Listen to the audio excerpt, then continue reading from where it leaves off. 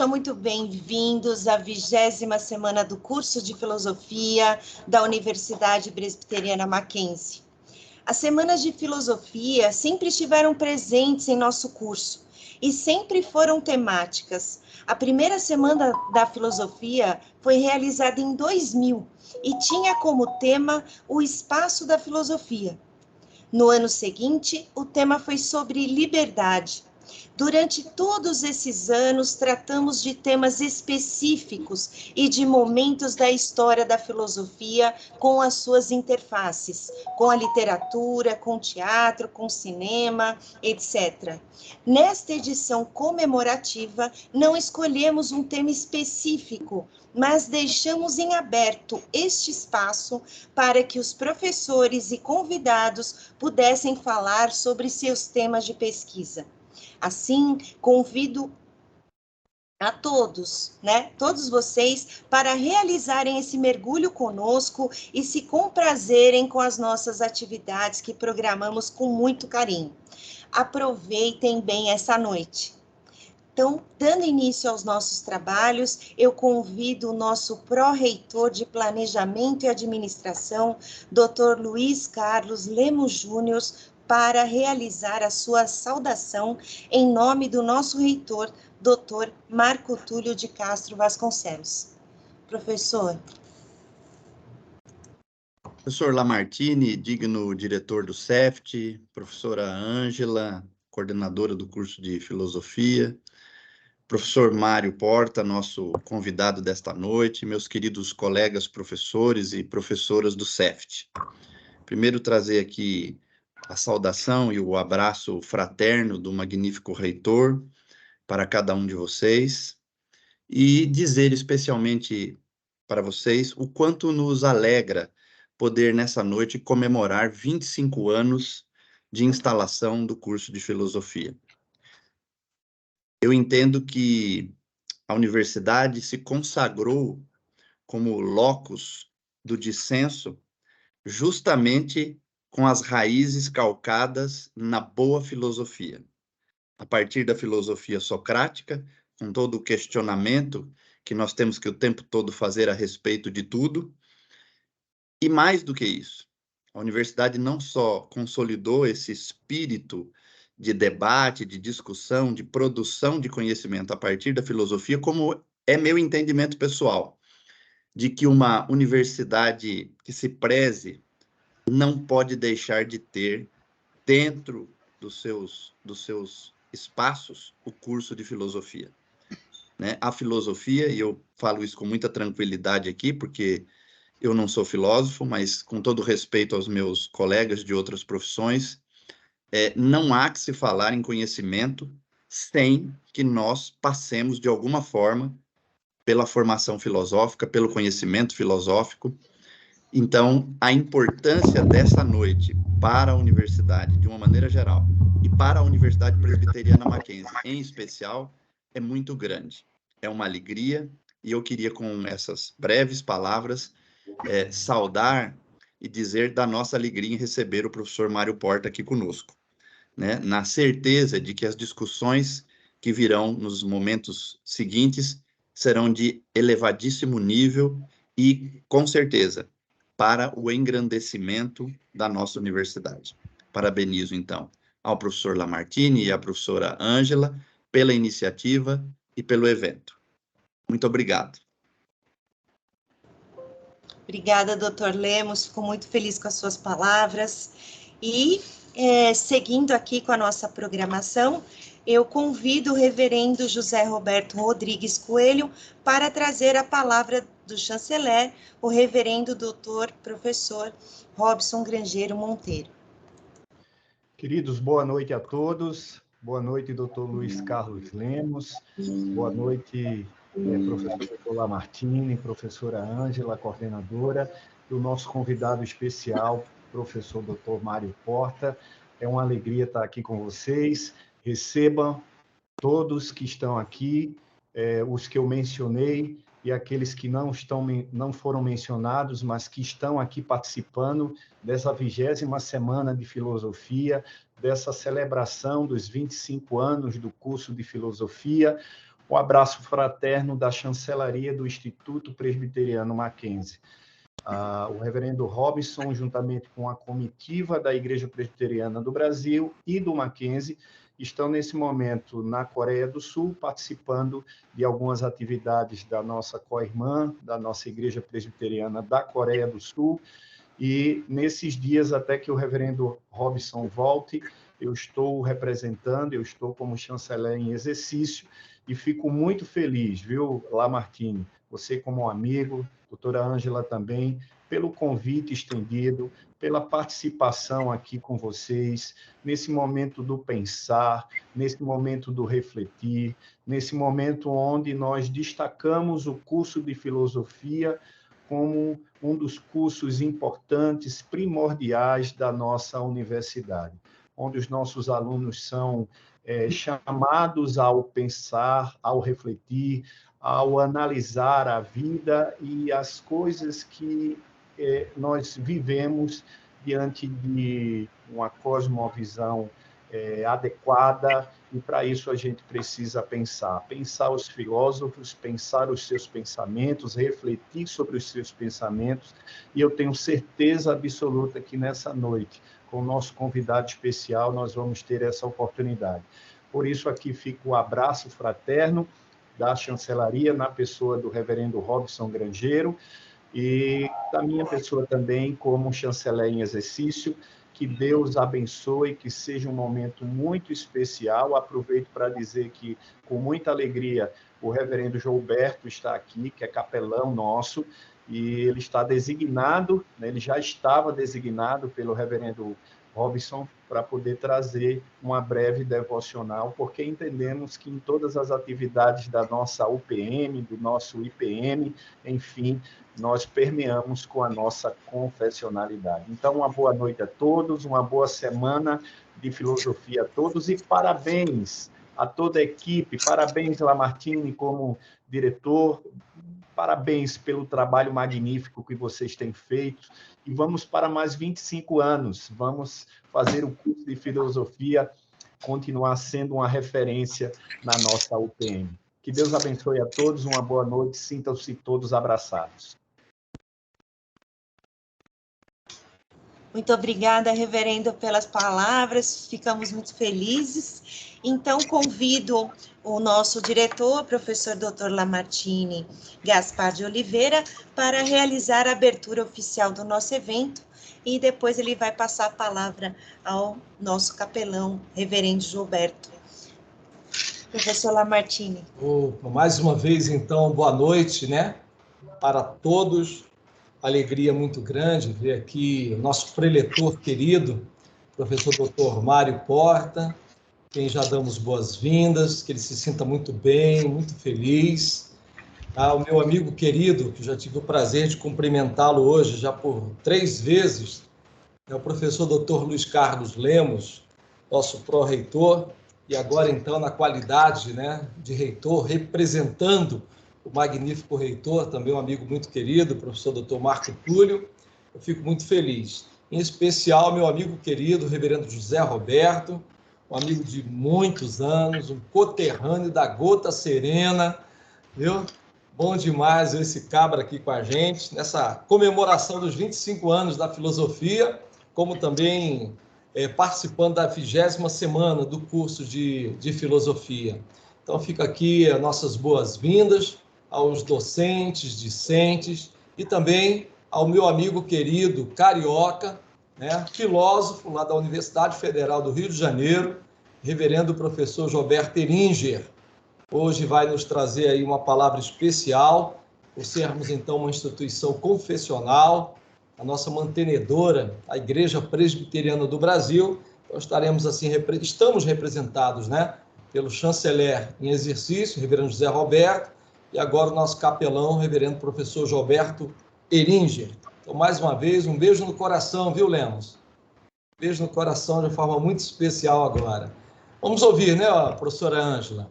Vamos ouvir, então, o capelão, e parabéns à professora Ângela, está fazendo isso com muito entusiasmo. Eu aqui na minha salinha, ela na salinha em frente aqui, o entusiasmo dessa mulher, né, em comemorar os 25 anos da filosofia, como também a 20ª semana, tá, do curso de Filosofia. Meu amigo querido Orlando, está aí o professor Marcelo Bueno também.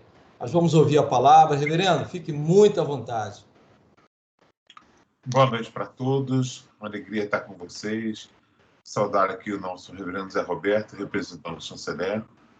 Também o professor Luiz Carlos Lemos, já nos encontramos hoje, mas saudando aqui, né, representando nosso querido reitor, nosso magnífico reitor. Professora Martins, diretor do CEFET, né, alegria tê-lo aqui. Professora Ângela, sempre sorridente, sempre alegre, né? E saudando o nosso professor Mário Gonzalez Porta, que vai nos trazer hoje a reflexão e nosso filosofar. Minhas palavras são breves. E, claro, não poderia deixar de ser a partir do Evangelho de João e do prólogo de João, que é um texto teológico também que cheira a uma filosofia tomista lá, né, de Plotino. Mas eu queria pegar para falar sobre 4 versículos. João 1, 6 até 9. João está apresentando Jesus Cristo e interrompe para colocar a fala de João Batista. Quem era João Batista? E ele diz assim: surgiu um homem enviado por Deus, seu nome era João. Ele veio como testemunha para testificar acerca da luz, a fim de que todos, por meio dele, crescem. Ele próprio não era a luz, mas veio como testemunha da luz. Estava chegando ao mundo a verdadeira luz que ilumina todo o homem. Filosofia é pensar, né? Por isso ela é tão desafiadora e tão temida. Filosofia ensinaram, quando eu fiz filosofia lá em 1986, já vou quase uma vida, né?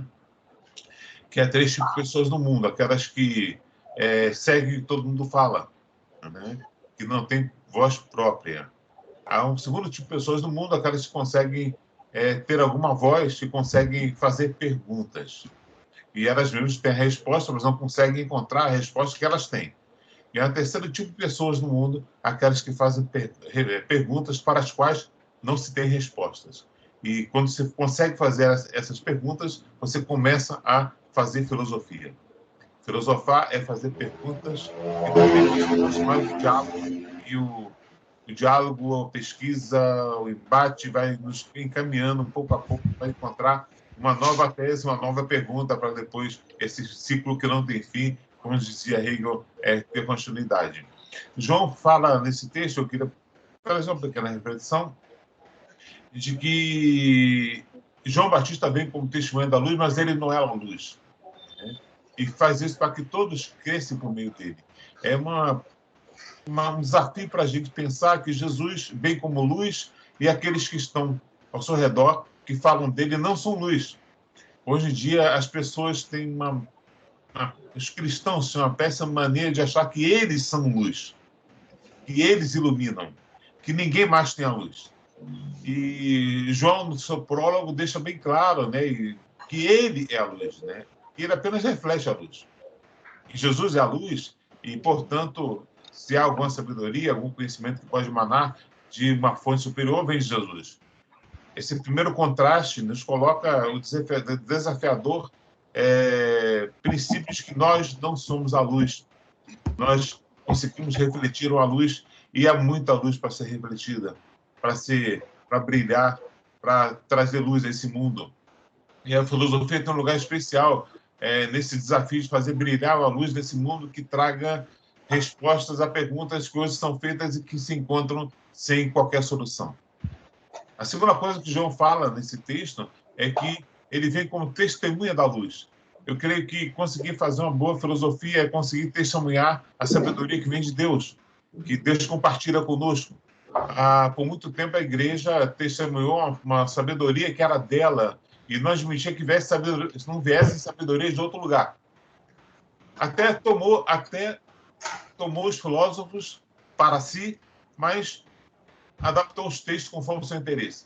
Fez a leitura dos textos filosóficos de acordo com os pressupostos teológicos que ela estabeleceu, não teve a sabedoria, o conhecimento, a sofia de perceber que haviam grandes ensinamentos e grandes pensamentos que mereciam ser pensados por si mesmos.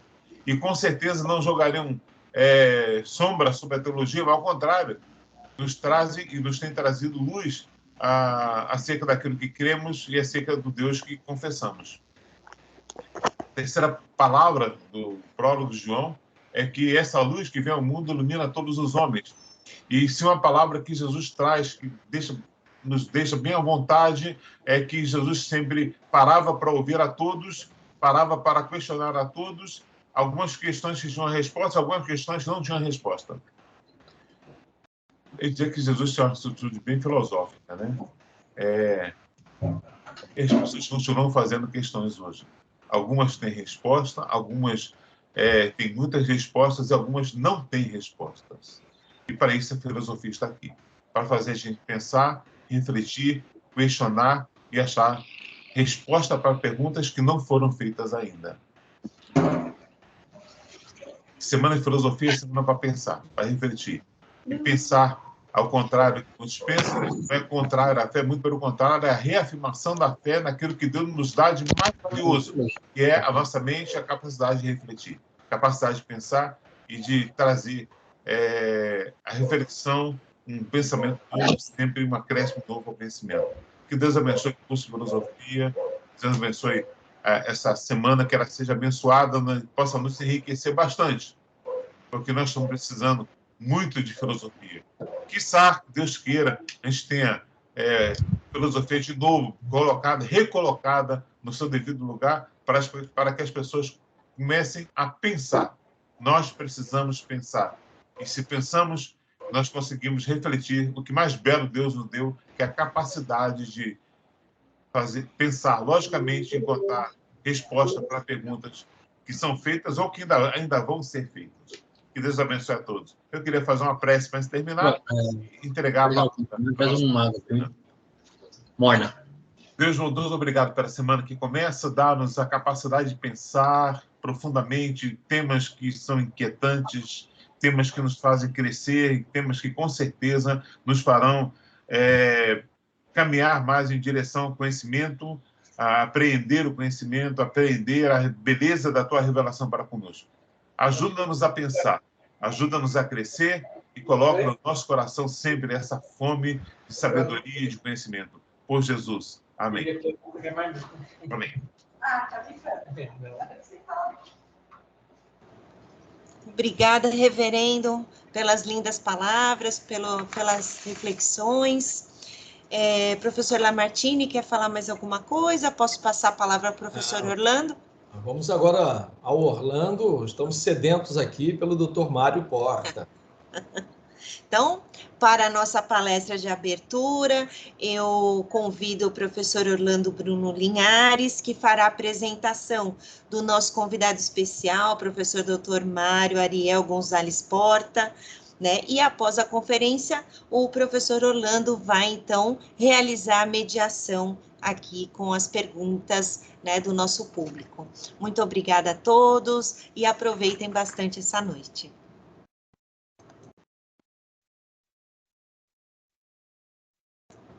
Está multado, Orlando. Bem, boa noite a todos, a todas. É um prazer estar aqui. É uma alegria receber o professor Mário Porta. Queria apresentar brevemente o currículo do professor Mário. O currículo dele é extenso, então eu fiz uma pequena seleção, né?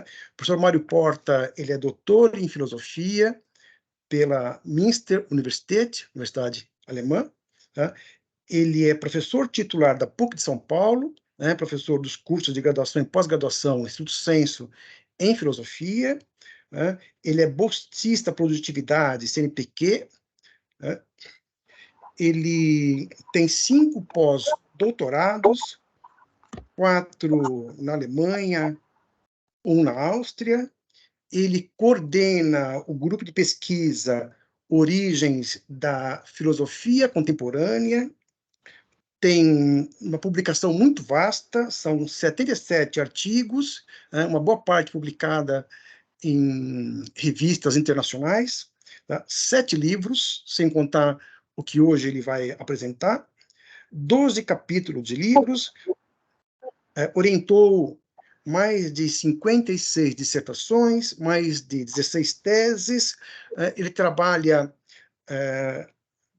ele trabalha com várias correntes filosóficas, com o neocantismo, com a filosofia analítica, com a fenomenologia, e trabalha a origem dessas correntes filosóficas. Então, ele se ocupa com a filosofia moderna, com a filosofia contemporânea. O seu doutorado e um dos seus pós-doutorado é no neocantismo. Eu tive o prazer de ser orientando do Mário Porta, assim que ele chegou no Brasil, em 92, fiz com ele um mestrado em filosofia, e agora estou terminando um pós-doutorado com ele na PUC. Então, é uma alegria, professor Mário, estar aqui com você e te receber mais uma vez. Tá? Não vou demorar mais, a palavra é sua. Bom, Orlando, muito obrigado. Muito obrigado à Universidade Presbiteriana Mackenzie por me convidar. Em particular, aqueles professores aos quais eu tenho dado trabalho na organização do evento, que eu sei que é difícil. Eu não vou mencionar um por um, porque seria injusto, mas a Martine, a Ângela e o José Roberto, em princípio, muito obrigado. Eu tenho uma estreita relação com a Universidade de Mackenzie, não só através do Orlando, através de José Resende, através de Jonas Madureira e tantos outros que foram orientando os meus em algum momento. E, bom, sem mais delongas, vamos ao tema.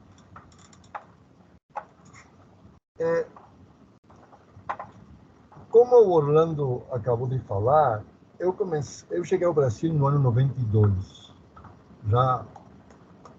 Eu era bem jovem, eu tinha 30 e poucos anos.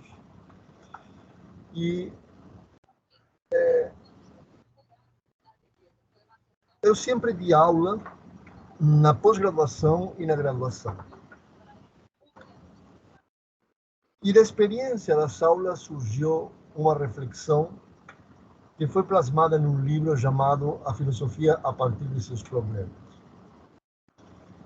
Esse livro, que foi publicado faz muitos e muitos anos, e que já está na 4ª edição,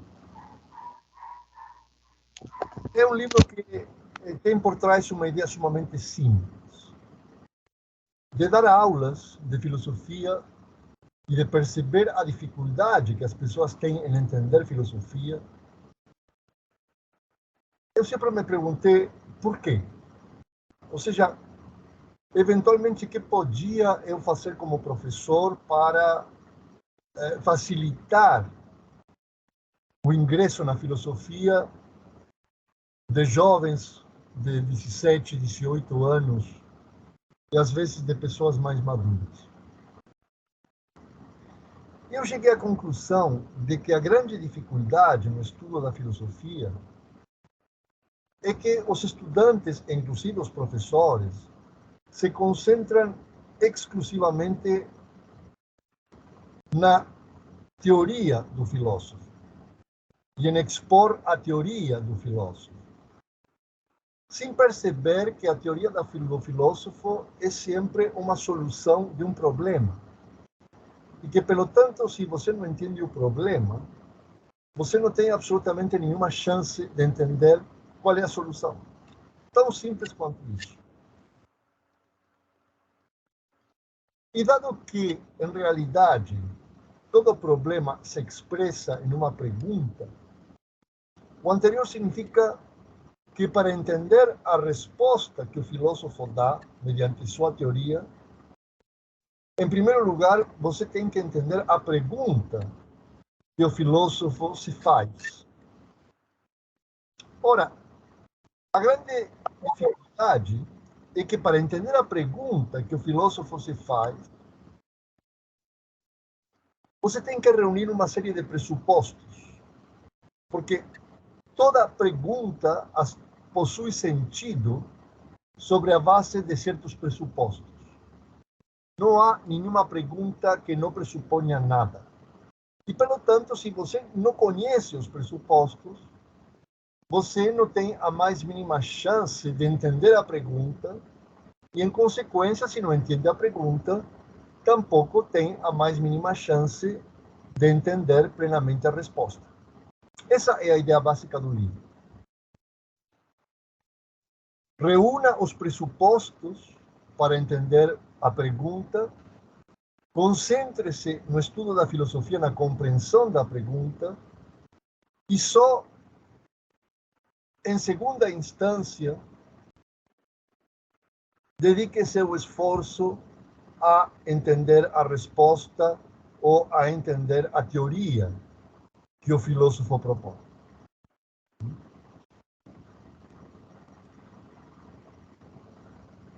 Essa reflexão sobre o estudo da filosofia me levou posteriormente a uma reflexão sobre os princípios da própria racionalidade humana e o necessário caráter finito dessa racionalidade.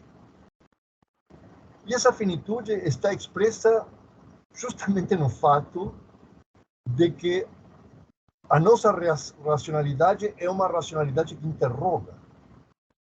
Ou, dito de outra forma, que a pergunta faz parte essencial da nossa racionalidade. Dito de forma muito simples, Deus não pergunta.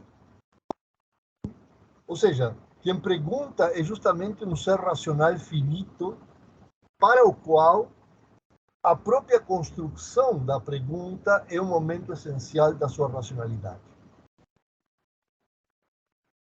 Bom, estas ideias básicas eu apliquei durante muitos anos no meu trabalho docente a diferentes autores. Pese a que eu muitas vezes sou conhecido como kantiano ou como neokantiano, em realidade os meus interesses são um pouco mais amplos, e assim como eu tenho dado muitas aulas sobre Kant, eu também tenho dado muitas aulas sobre Husserl, Heidegger, Frege, e outro monte, Descartes, e outro monte de filósofos. Mas em todas essas aulas existe uma constante que é justamente apresentar um autor focalizando na compreensão da pergunta que o autor se faz, e para isso explicitando os pressupostos que dão sentido à pergunta. Ora, justamente a explicitação de pressupostos o que torna necessário a reconstrução do horizonte intelectual do autor em questão.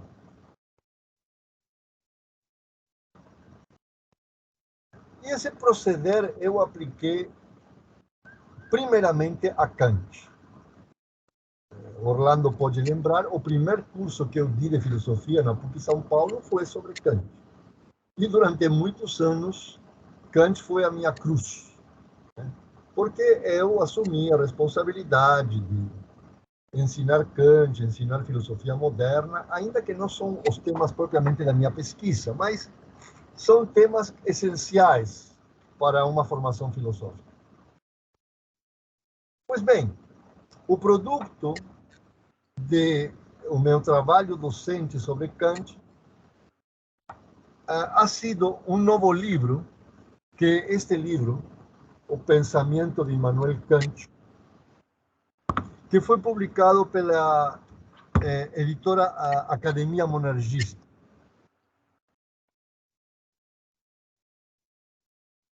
E é sobre esse livro que eu gostaria de falar um pouco hoje, justamente como um caso particular de uma abordagem da filosofia a partir de seus problemas.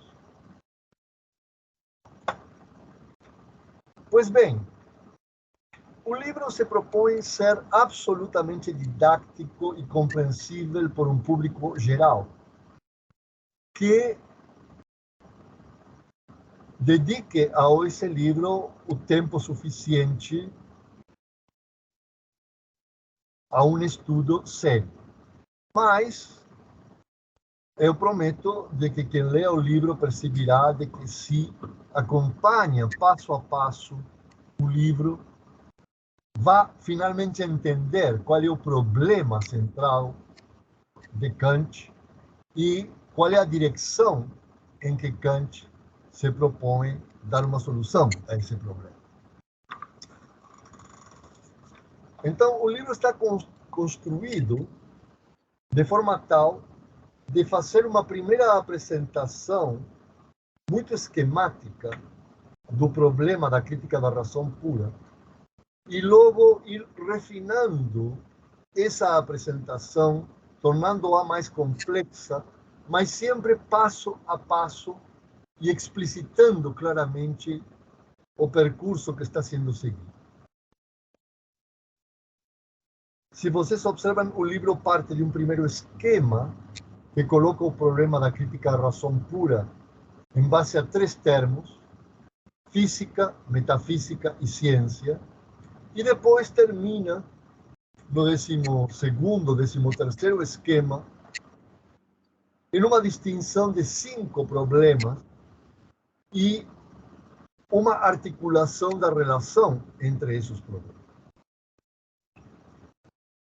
Pois bem, o grande problema, a grande dificuldade para entender Kant é perceber que Kant parte de um diferente conceito de ciência que nós, homens cultos do século XXI.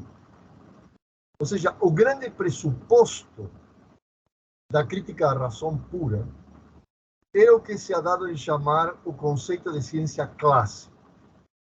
Ou seja, o conceito de ciência que fosse pela primeira vez esboçado por Platão, mas elaborado propriamente por Aristóteles. E segundo o qual ciência é conhecimento universal e necessário. Aristóteles formula esta ideia de várias formas. Ciência é conhecimento pelas causas, ciência é conhecimento pelas razões, ciência é conhecimento demonstrativo, ciência é saber do porquê, etc, etc, etc. Mas o ponto central é sempre o mesmo, ou seja, não qualquer conhecimento é ciência, sino aquele conhecimento que pode ser demonstrado, ou seja, evidenciado na sua necessidade. E dado que esta ideia de ciência implica que quando um certo conhecimento alcança o status de ciência, não vai a se operar ulterior mudança. Observem, a nossa ideia de ciência do século XXI é uma ideia de ciência que já assimilou a ideia de que a ciência pode mudar, de que eventualmente a ciência pode avançar, de que eventualmente algo que é considerado uma verdade científica hoje não seja considerado uma verdade científica amanhã. Essas são ideias que para nós formam parte, digamos assim, da cultura geral.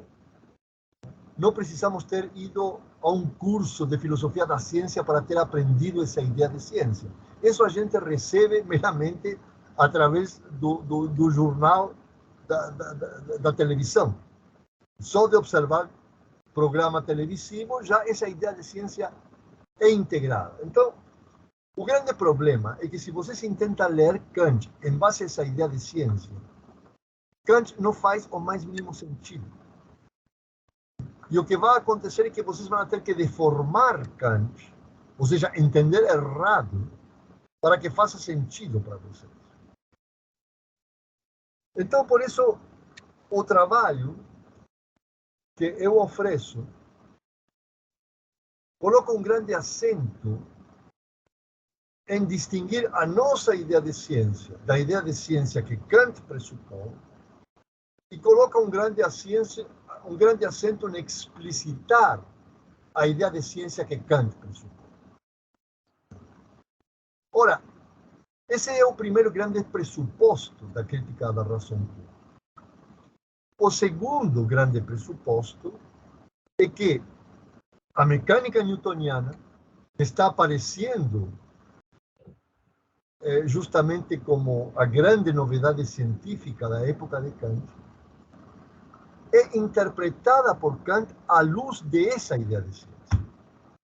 Ou seja, Kant crê que a mecânica newtoniana é a física definitiva. Kant crê que a mecânica newtoniana ha realizado o ideal clássico de ciência. Kant interpreta a mecânica newtoniana à luz da ideia clássica de ciência. Esse aqui é professor nosso. Esse aqui é coordenador do curso. Então, como Kant interpreta a mecânica newtoniana à luz da ideia clássica de ciência, para Kant, as leis da mecânica newtoniana, ou, em geral, a visão de mundo que oferece a mecânica newtoniana, é um conhecimento necessário. Ou seja, as leis da mecânica newtoniana são necessárias. Só que Kant sabe que as leis da mecânica newtoniana não são logicamente necessárias. Ou seja, não podem ser demonstradas em base ao princípio de identidade e não contradição. Ou seja, em base aos princípios da lógica formal aristotélica. Se pudessem ser demonstradas em base ao princípio de identidade e não contradição, a gente não precisaria nenhum tipo de experimento. Sentaríamos em casa e faríamos a demonstração. Então, Kant crê que as leis da mecânica newtoniana são necessárias. E Kant sabe que não são lógico-formalmente necessárias. Ou seja, que não podem ser demonstradas com os recursos que oferece a lógica aristotélica. Se eu aceito a Kant esses pressupostos, a pergunta que Kant se faz é absolutamente óbvia. O que Kant se pergunta é: qual é a fonte da necessidade da mecânica newtoniana, já que não é a lógica formal? Ou, dito de outra forma, qual é a fonte de uma necessidade que não é lógico formal?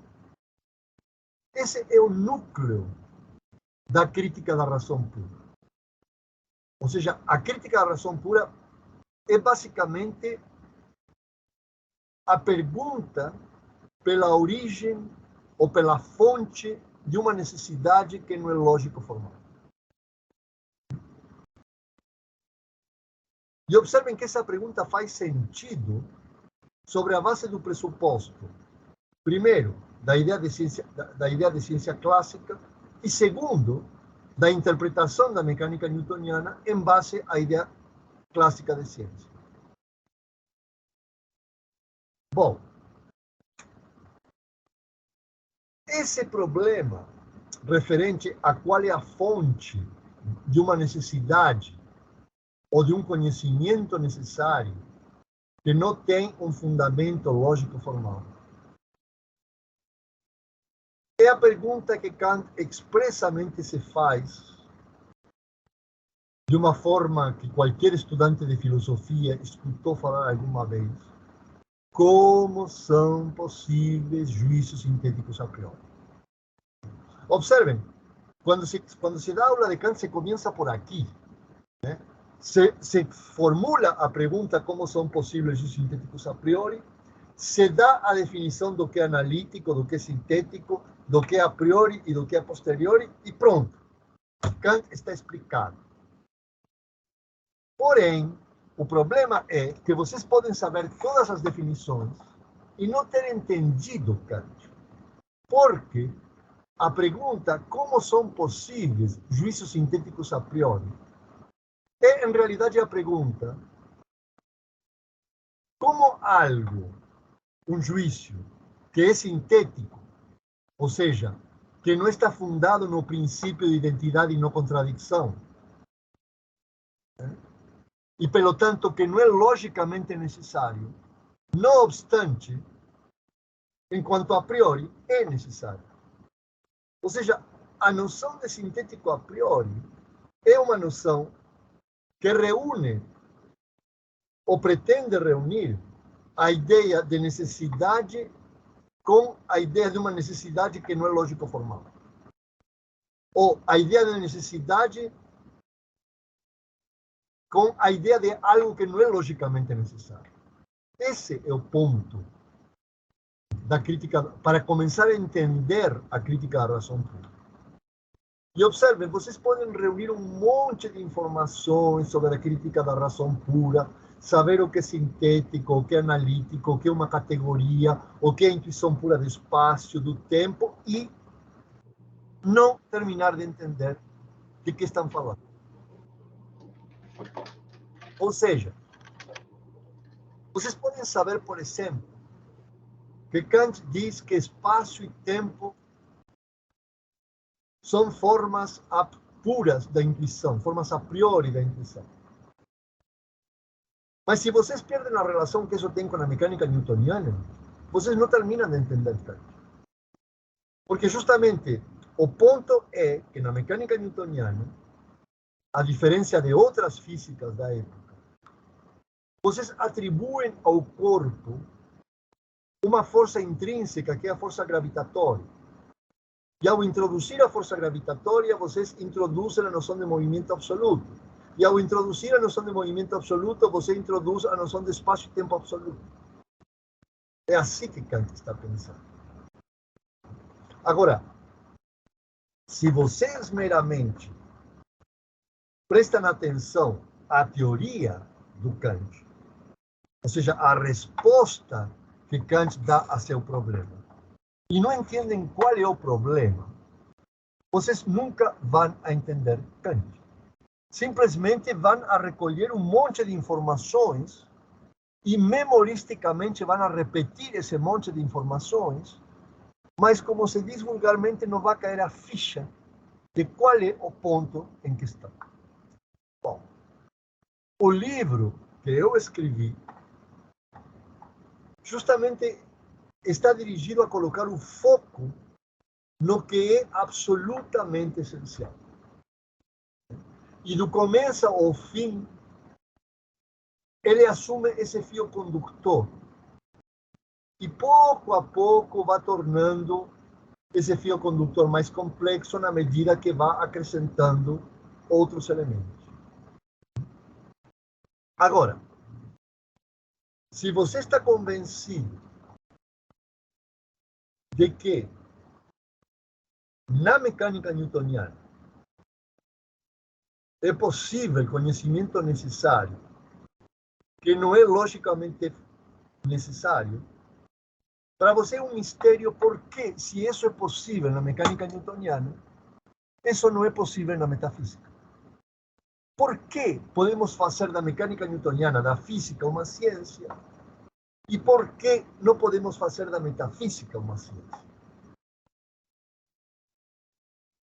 Então, aí aparece um outro aspecto importante do pensamento kantiano, que faz sentido sobre a base do pressuposto de que juízos sintéticos a priori são possíveis na mecânica newtoniana.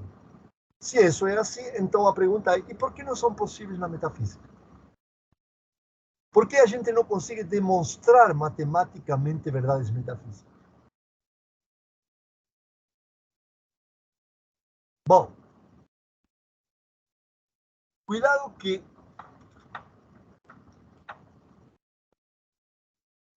a forma, ou digamos assim, o acento que eu coloquei para compreender Kant,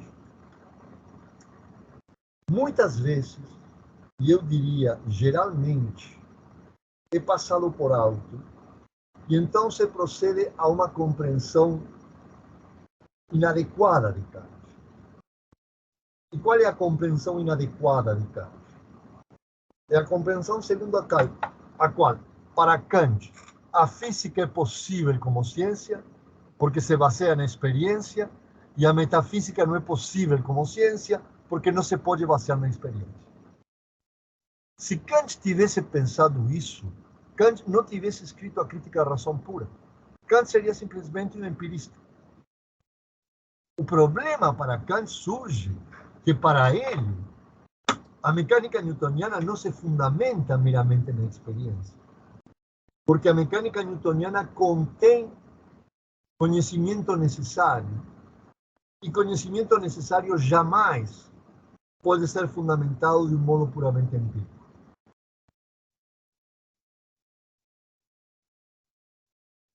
Mas é muito tentador entender Kant na medida em que se deforma Kant.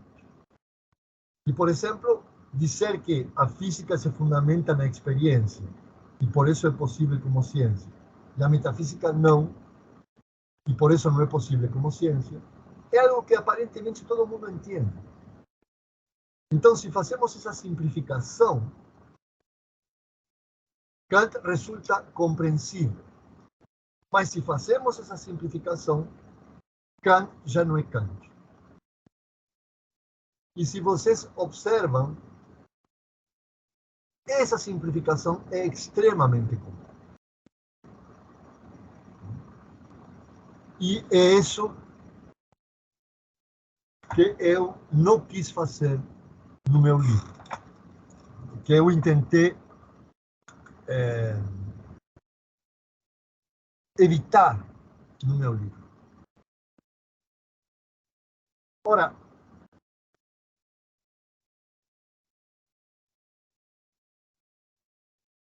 se você entendeu qual é o problema que Kant enfrenta na crítica à razão pura, você percebe que um rasgo muito importante da resposta que Kant dá é justamente intentar uma fundamentação da possibilidade de ciência sem apelo a Deus. Pensem em Descartes, por exemplo. Descartes só conseguia garantir a possibilidade de conhecimento humano fundando, em última instância, a razão de um modo teológico. Kant evita isso. E, nesse sentido, é uma típica expressão do iluminismo europeu. Ou seja, o projeto de Kant é justamente fundamentar a ciência sem apelo a uma instância transcendente. Isto não significa que Kant fosse ateu. Kant não nega a existência de Deus. Inclusive, Kant vai a tratar do problema de Deus a nível da filosofia da história, etc. O que sim significa é que Kant não efetua uma fundamentação teológica da racionalidade como se efetuava Descartes. Kant, e essa é a grande novidade,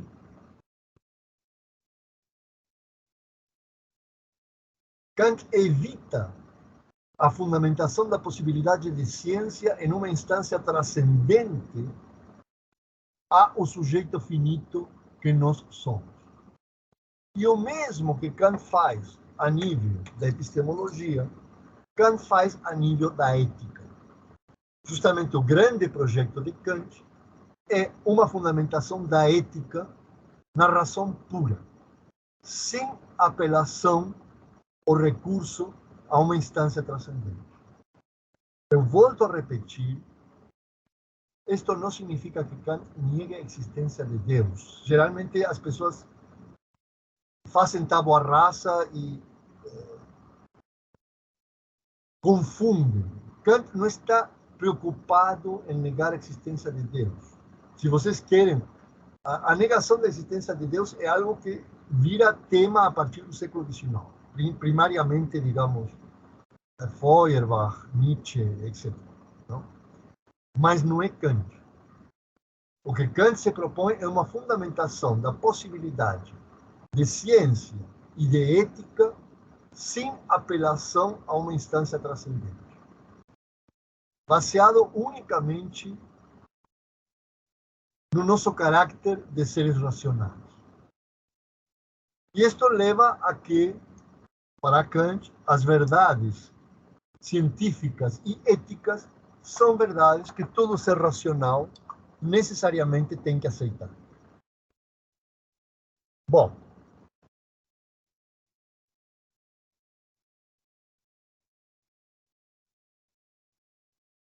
se vocês entenderam o que eu acabei de falar, vocês vão entender que em Kant não há simplesmente uma nova teoria filosófica. Em Kant há uma nova ideia de filosofia. Ou seja, uma forma de entender a filosofia que se distingue da forma em que a filosofia foi anteriormente entendida. E o ponto de virada é que, até Kant, a disciplina fundamental da filosofia é a metafísica. E a instância última de fundamentação é a metafísica. A partir de Kant, a filosofia deixa de ser metafísica para passar a ser teoria da validade, ou teoria da fundamentação da validade. Seja a validade epistemológica, seja a validade ética. Em termos técnicos, isto se expressa dizendo de que, a partir de Kant, a filosofia vira reflexão transcendental. Reflexão sobre fundamentos de validade. E não um discurso sobre objetos transcendentes.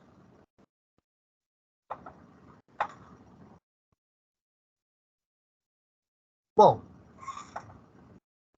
o livro que eu propus fecha justamente explicando qual é o lugar de Kant na história da filosofia e por que o Kant marca um antes e um depois. Aliás, todo grande filósofo, seja Platão, Aristóteles, Santo Tomás, Descartes, todo grande filósofo marca um antes e um depois. E uma vez que entendemos qual é o lugar peculiar de Kant na história da filosofia, eu faço um capítulo explicando qual é a relação de Kant a Platão, qual é a relação de Kant a Descartes, qual é a relação de Kant a Husserl, qual é a relação de Kant ao neocantianismo, a Leibniz, etc.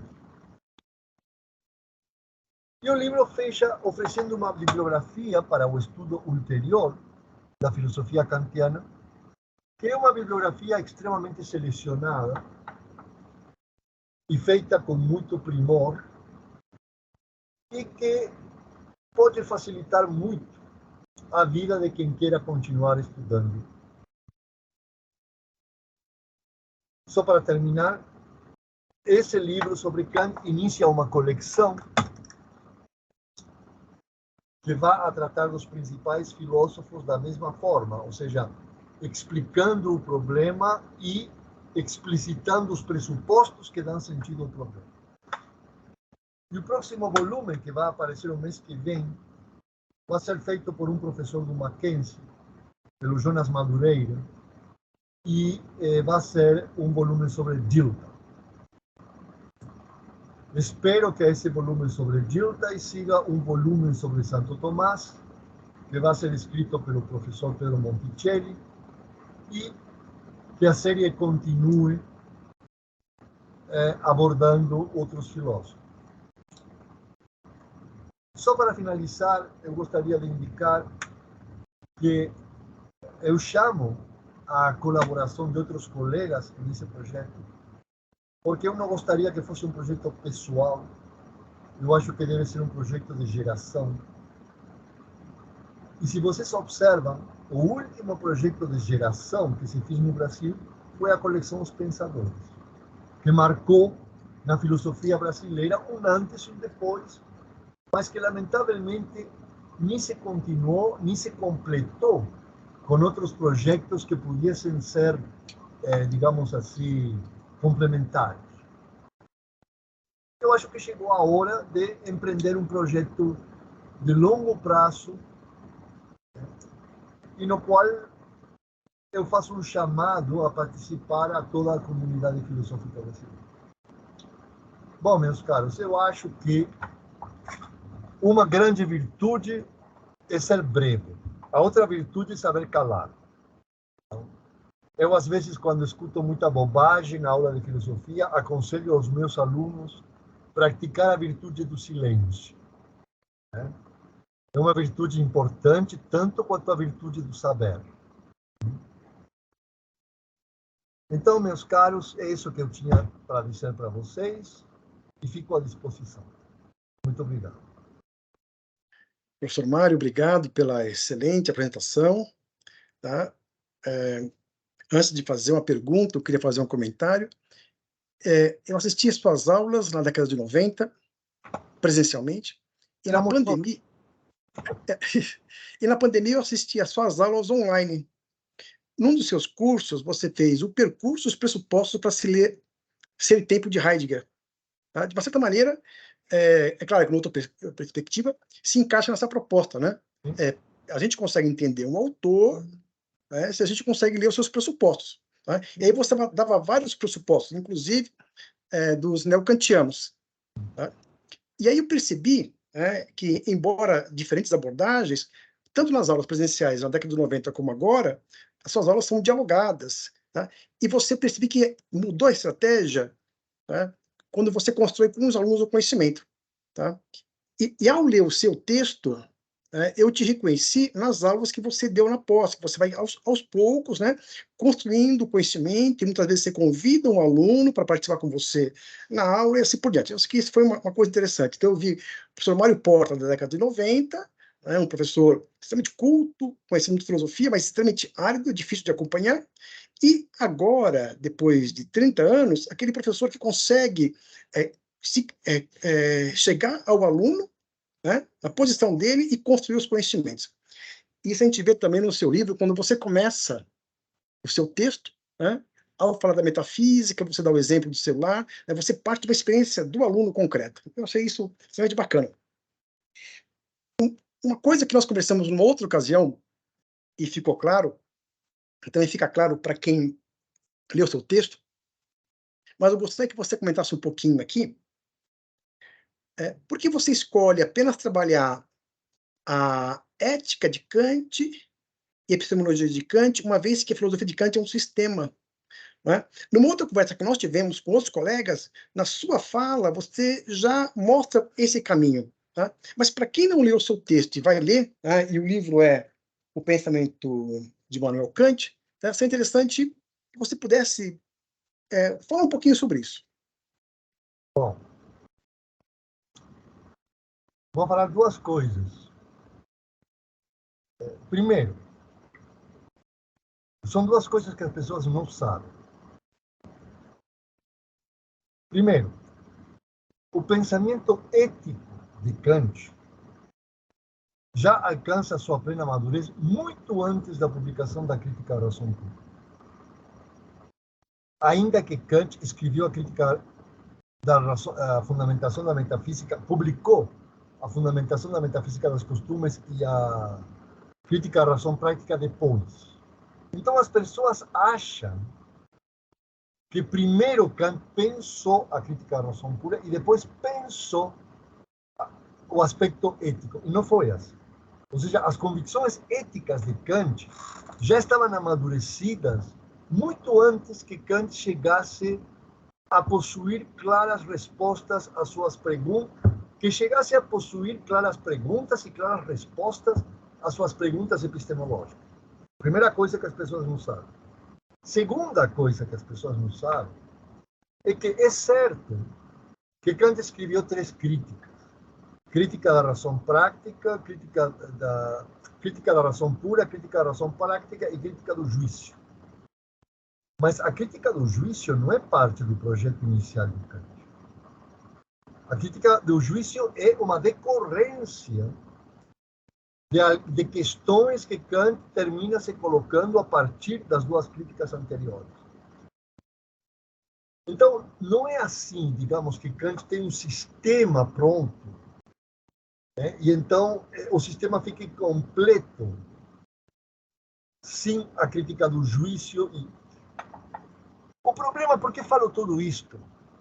Porque várias vezes me han cobrado curso sobre a crítica do juízo. Não, então fica incompleto.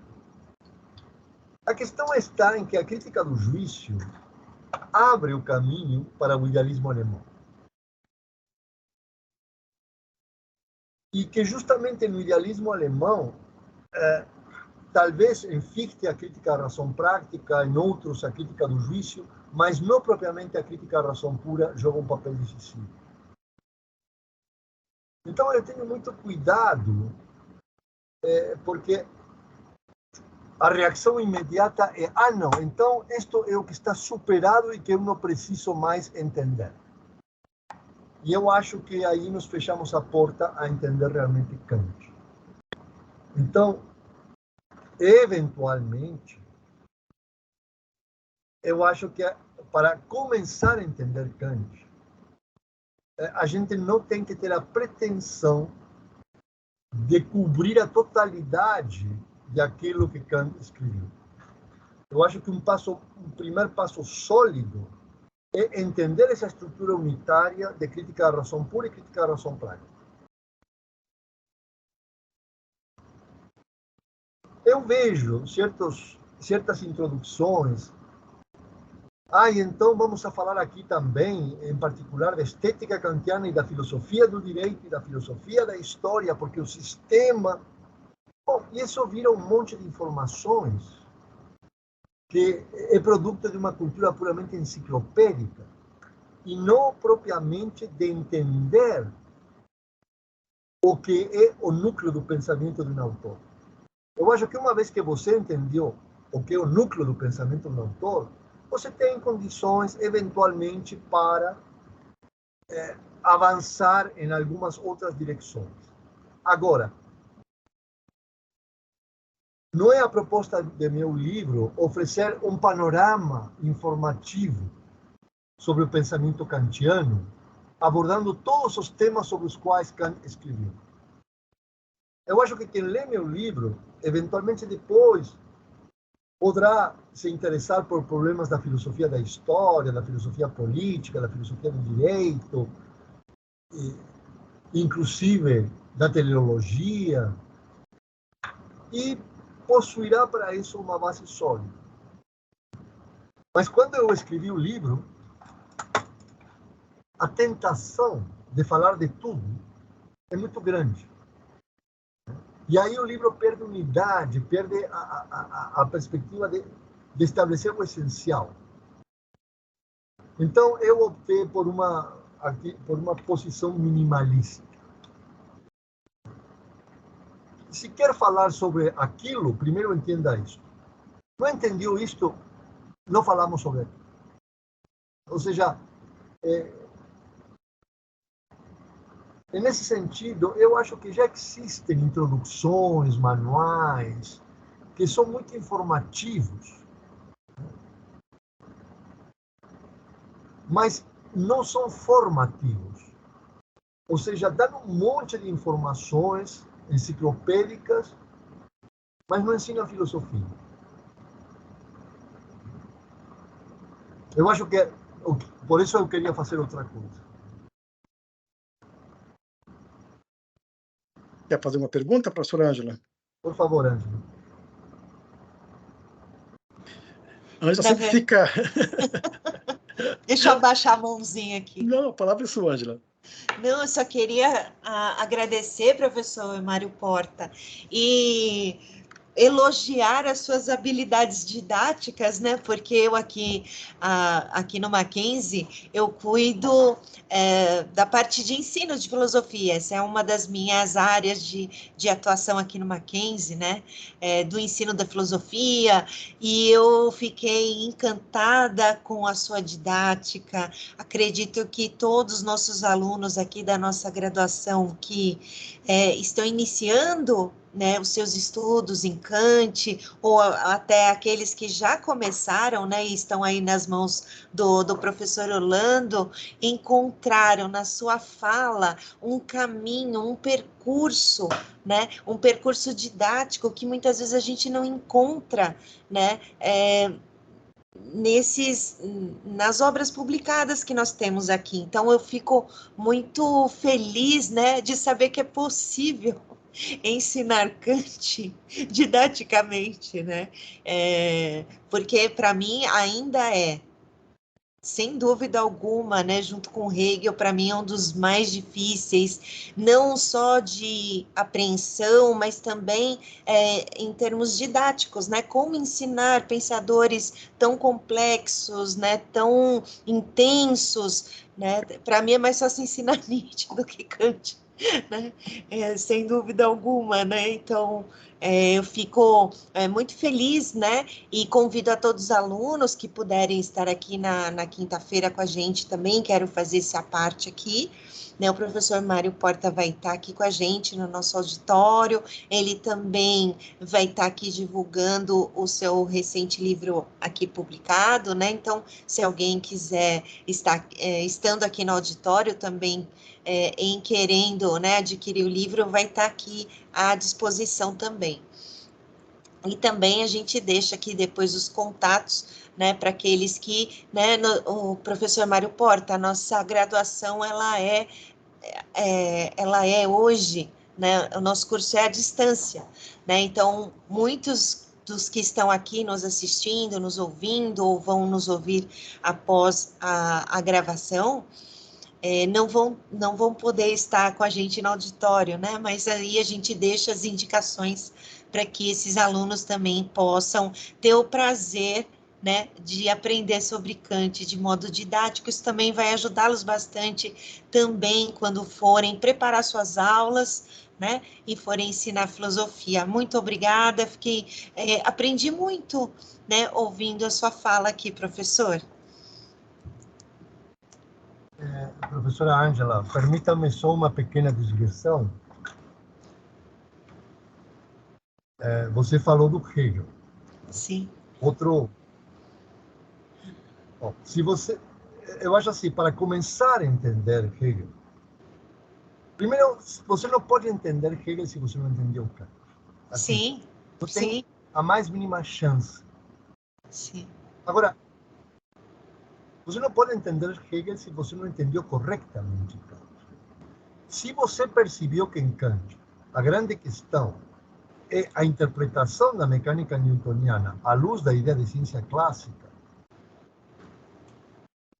você pode começar a entender Hegel a partir do fato de que Hegel tem uma outra interpretação da mecânica newtoniana, mas Hegel não renuncia à ideia de ciência clássica. Então, para Hegel, a ideia de ciência como conhecimento necessário, racionalmente necessário, continua fazendo sentido. Só que para Hegel, a diferença do Kant, a mecânica newtoniana é simplesmente um cálculo que dá certo, mas não contém necessidade racional. Sim. A partir desse ponto, digamos, da compreensão de Kant, você começa a conseguir passar de Kant para Hegel sem todo aquele monte de informações enciclopédicas que muitas vezes obstaculiza mais do que ajuda. Sim. Sim. Eu agradeço muito, professor. Eu acho que nós temos aqui, Orlando, você consegue olhar o chat? Temos alunos aqui com perguntas. Obrigada, professor Mário Porta. Eu vou ser a primeira a levar o seu livro para casa e vou ler. Obrigado.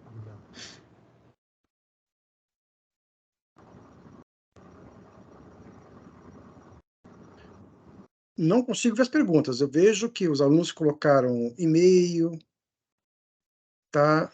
O TIA, mas não vejo aqui perguntas. Então, Orlando, se eles não fazem Temos sim, professor. Peraí. O Sérgio Freitas, ele está com a mão levantada. Sérgio, você gostaria de falar, de fazer alguma pergunta? Então, vocês estão me ouvindo? Sim. Ah, que bom. Professor, eu agradeço muito, realmente fantástica aí a didática colocada, mas eu fiquei com uma dúvida e eu tenho uma pergunta. Quando você coloca, professor Mário, a questão da virada filosófica ali, do conceito filosófico da metafísica para validação transcendental, ali, como é que Kant propõe essa validação transcendental? Eu realmente me perdi um pouco ali. Você se perdeu porque eu não expliquei como Kant faz isso. Você esperou uma resposta. Eu me perdi talvez no meu pensamento, porque eu fui tão profundo e aí eu acabei ficando ali talvez no vácuo. Não. Vamos por partes.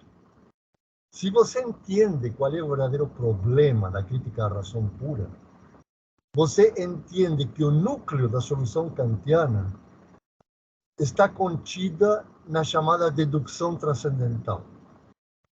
Tá? E o que é a dedução transcendental? É tentar encontrar a fonte última da necessidade para derivar dela outras necessidades. E Kant vai encontrar essa fonte última da necessidade no famoso cogito, mas usando o cogito de um modo diferente de Descartes.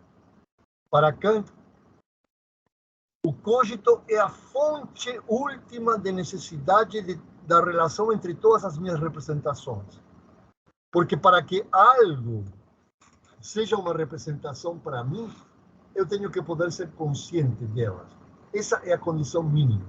Pelo tanto, toda representação tem uma relação necessária com uma consciência autoconsciente. Ora, é nessa direção que Kant busca a resposta, mas não significa que agora eu te tenha dado a resposta. Mas se você quer saber qual é a fonte última da necessidade que Kant está buscando, a fonte última é justamente nós, enquanto consciências autoconscientes. Se te interessa mais, lê o livro e aparece na PUC quando você quiser. Obrigado, professor. Eu acho que agora foi bem mais profundo. Vou ter que ler o livro, com certeza. Obrigado.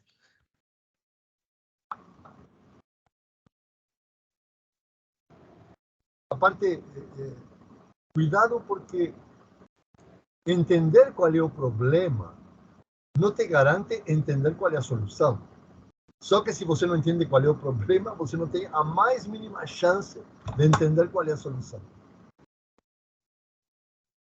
Eu acho que eu vou na linha que o senhor colocou muito bem para a professora Ângela e para o professor Orlando, que muitas vezes não adianta explicar aquilo se eu não entendi isso, né? E muito parecido com, pelo menos o que veio à minha mente, muito parecido com o oráculo de Delfos para a sabedoria de Sócrates, né? Quer dizer, não adianta falar daquilo que não sabe se ainda não compreendeu o que tem para, né, para ser dito em si mesmo, né? Eu vou procurar ler, é isso que eu vou fazer. Obrigado. Uma coisa fundamental em filosofia é não perder tempo. Querendo entender coisas para as quais você ainda não reuniu os pressupostos. Eu digo isso por experiência, porque eu perdi muito tempo em muitas coisas, para depois descobrir que se eu não fazia um certo caminho, jamais chegaria no objetivo. E assim, o conselho que eu dou sempre é: saiba menos, mas saiba melhor. Sabe? Não pretenda falar sobre tudo, não pretenda conhecer tudo, mas tenha solidez naquilo que você sabe. Isso é fundamental. E tem uma pergunta do William Petratini. Começa assim: professor, obrigado pela exposição. Uma dúvida: eu poderia compreender a crítica da razão pura como um preparo para o terreno de sua ética? O que significa preparo? Em realidade, sim, a crítica à razão pura limpa o terreno que possibilita a ética kantiana, justamente porque dá uma explicação da fonte de necessidade da mecânica newtoniana que é compatível com a afirmação da liberdade e, pelo tanto, com a condição de toda a ética. Sim, Kant intenta conciliar a mecânica newtoniana, as condições que fazem possível a mecânica newtoniana com as condições que fazem possível a ética. Nesse sentido, prepara o terreno. Mário, desculpe fazer uma pergunta que acho que vai além da proposta do livro, mas essa pergunta vem a partir da formação que você nos deu ao longo dessas décadas, e você nos indicou vários textos, e um deles é do Juan Arana, né? Kant e as três críticas, né? As três físicas, para ser mais preciso: a física de Descartes, a física de Leibniz e a física de Newton. Tá? Na sua reconstrução da parte teórica da filosofia kantiana, você dá uma atenção especial, exclusiva para Newton, mas e Leibniz? Porque Kant nunca abandonou Leibniz, nunca, né? Isso está certo. Mas cuidado, Kant nunca abandonou. Se você quer estabelecer a relação entre Kant e Leibniz, eu diria brevemente que Kant reformulou o conceito da racionalidade teórica de Leibniz a nível prático. Essa seria verdadeiramente a relação de Kant com Leibniz. Mas é óbvio que a visão de mundo de Kant nunca se terminou de afastar do Leibniz. Que, digamos, se alguma visão de mundo se aproximaria a algo, seria a de Leibniz. Agora, há um problema prático, que é o seguinte. Se você observa no livro, eu explico muito melhor em que consistia a física cartesiana e eu só falo da física leibniziana na questão da relação entre espaço relativo e espaço absoluto. A razão é muito simples. É que a física leibniziana é bem mais complexa e menos intuitiva que a cartesiana. Então, aí tem que ter opções. Né? Ou seja, Kant diz uma vez, eu não falo mentiras, mas eu não falo toda a verdade. Não? E eu acho que isso é uma ótima, digamos, um ótimo princípio para dar aulas e para ser didático. Você nunca pode falar toda a verdade. Quando eu comecei a dar aulas, eu lembro que se eu falava da mecânica newtoniana, eu começava a dar aulas de cálculo e aí nunca mais saía disso. Então, a gente tem que reduzir ao mínimo, que não seja falso, que permita, eventualmente, com posterioridade, construir solidamente sobre isso, mas nunca falar toda a verdade no começo.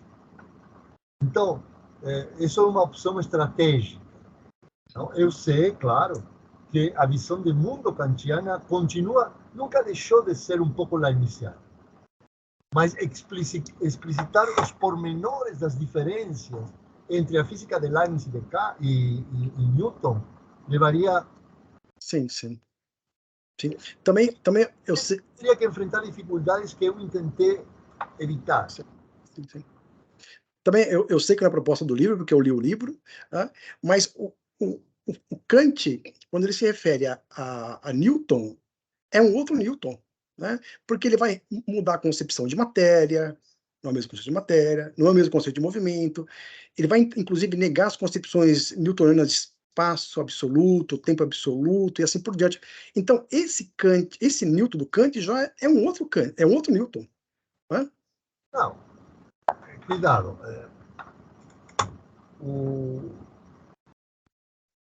Orlando,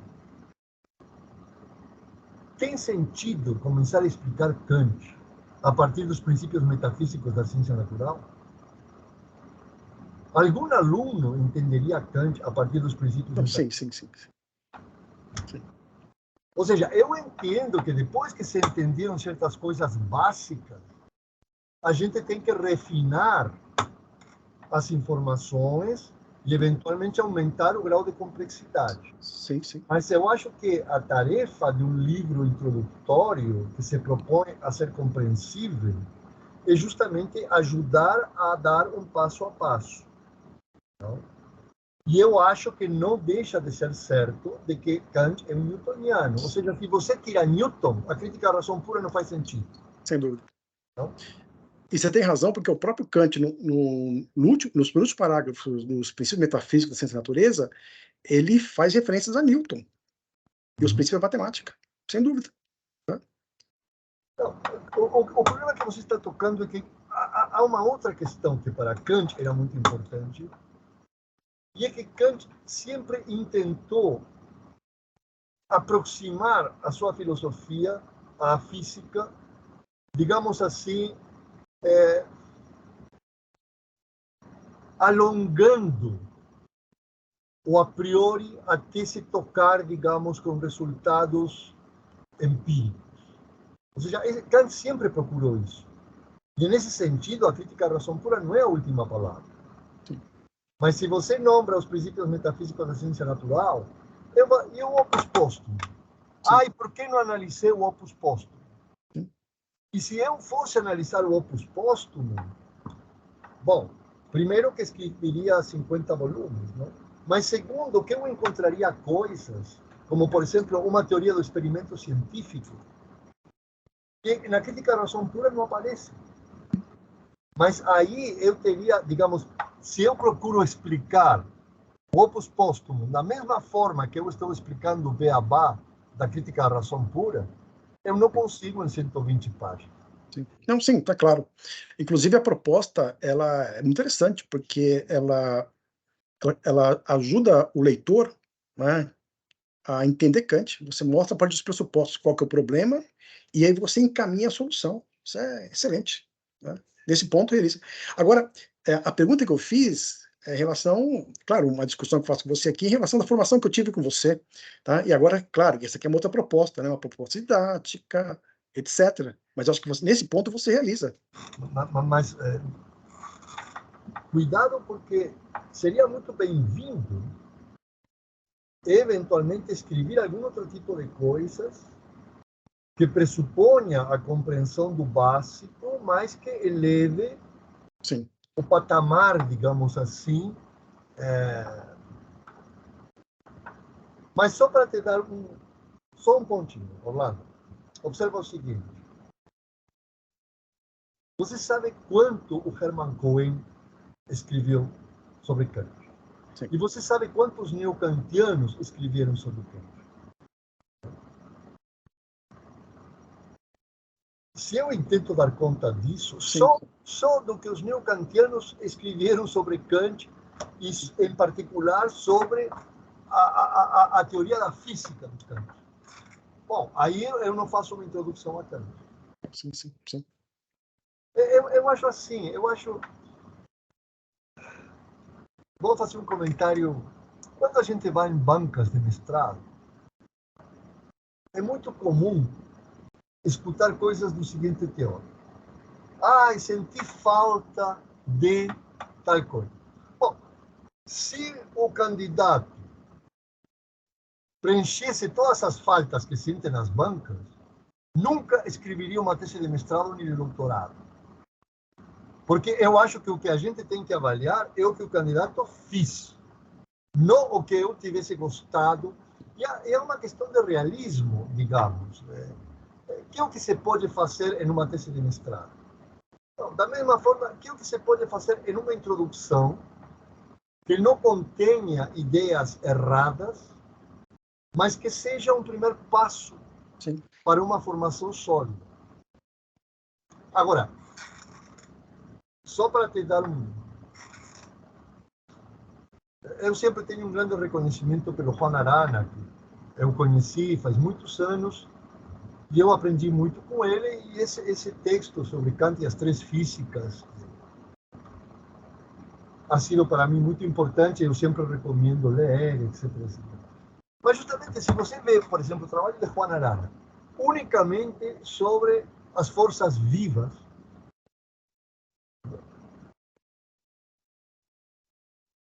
e o grau digamos, de refinamento e de especialização só para entender o primeiro trabalho de Kant. Mas isso não é uma introdução, é um trabalho de especialista. Sim, sim. Eu acho que talvez uma coisa que seria importante é não esperar de um livro que faça toda a tarefa. Vamos a seguir gerando literatura e ajudando as pessoas a estudar Kant e a dar um passo firme atrás do outro.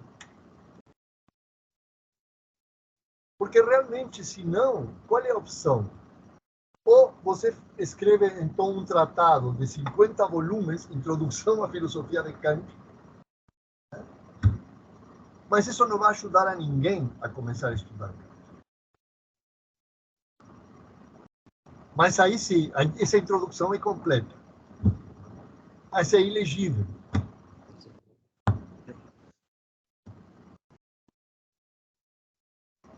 Eu, por exemplo, só para voltar ao que você falou, eu sempre aconselhava vocês a ler Torretti.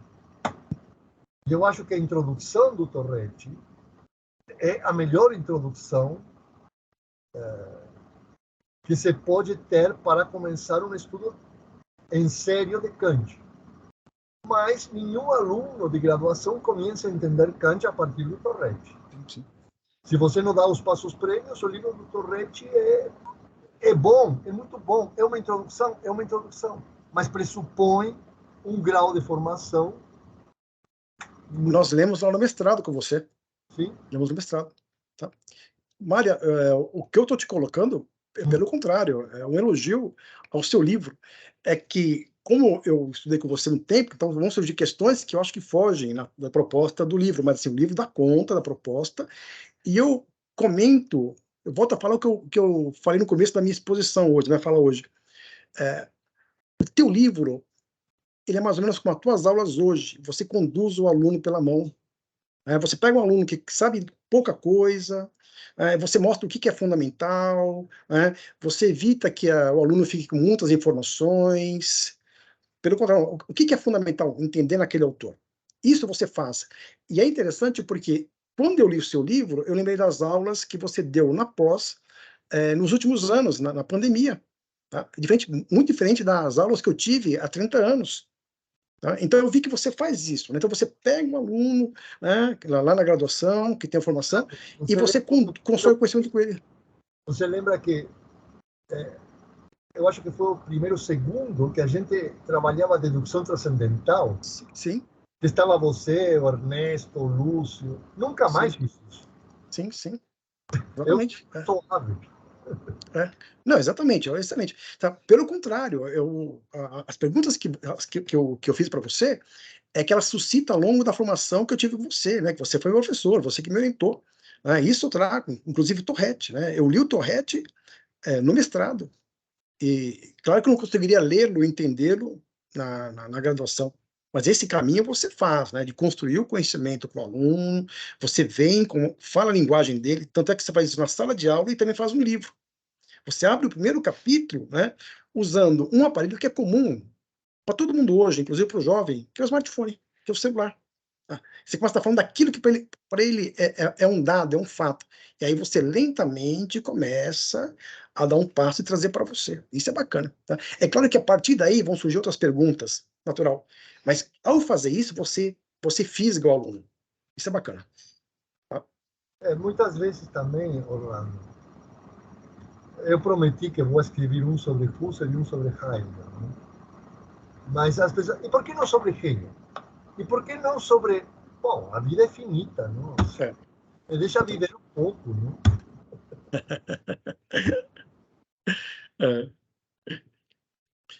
Ângela, quer fazer mais alguma observação, uma pergunta? Não, eu quero convidar o professor Mário Porta, nós vamos ler o seu livro, vamos discuti-lo, e aí, né, convidamos o professor Mário Porta para conversar um pouco, né, sobre essa questão desse ensinar, né, desse processo, né, formativo dos graduandos, dos licenciandos em filosofia, né, como esses licenciandos vão poder ministrar o Kant na sala de aula e também encantarem os seus futuros alunos, como o senhor nos encantou. E eu também fico pensando, né, eu também vou falar um pouco sobre educação amanhã, e o Nietzsche, ele fala assim, né, que o único mestre que ele se lembra, né, só para lembrar os outros mais tarde, é Schopenhauer. Aí agora eu estou lembrando, né, da fala do Orlando, né, falando que você foi professor dele, né, então todo esse laço, né, essa herança que os nossos alunos também estão recebendo hoje também é de fundamental importância, né, para todos nós. Então, quero agradecer ao professor Mário Porta, ao professor Orlando por ter feito a nossa mediação, né? Continuamos, então, agora com um pequeno intervalo até 8:45, né? E continuamos, então, seguindo a nossa programação de hoje com... Deixa eu pegar aqui, né, com as comunicações do professor Orlando. Então, o professor Orlando continua aqui com a gente hoje, né, com a comunicação do professor Fabiano Almeida Oliveira e com a mediação do professor Ronaldo de Paula Cavalcante. E então, nos encontramos daqui a pouquinho, 15 para as 9, né? Nós vamos fazer aqui um pequeno intervalo, tempo de tomar uma aguinha. E, professor, agradeço imensamente, vai ser um prazer revê-lo, né, na quinta-feira. Se o senhor puder estar com a gente aqui no auditório, eu vou ficar muito feliz. Muito obrigada. Tá E... Ângela, antes de fechar, eu Sim, coloquei aqui no chat o nome do livro do Mário Porta. certo. Tá? Tá Tá aqui, ótimo. tá gravado. Muito Obrigado, professor Mário. pelo convite, a gente continua conversando. Eu vou quantas Sim. vezes me chamar. Muito obrigada, professor. Fico muito feliz. Prazer. Obrigada. Tchau. Prazer enorme estar aqui com o senhor.